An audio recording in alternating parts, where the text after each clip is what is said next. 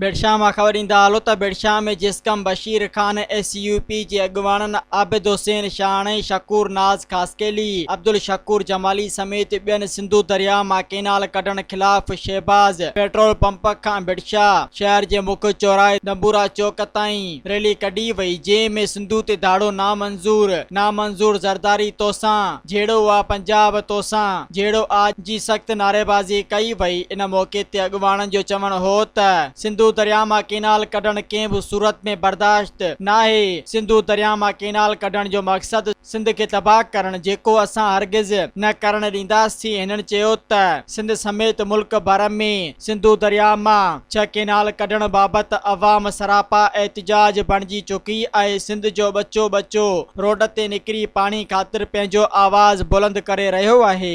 Subscribe कयो अवामी news HD खे ऐं ताज़ा तरीन ख़बरुनि लाइ ॾिसंदा रहो अवामी न्यूज़ HD।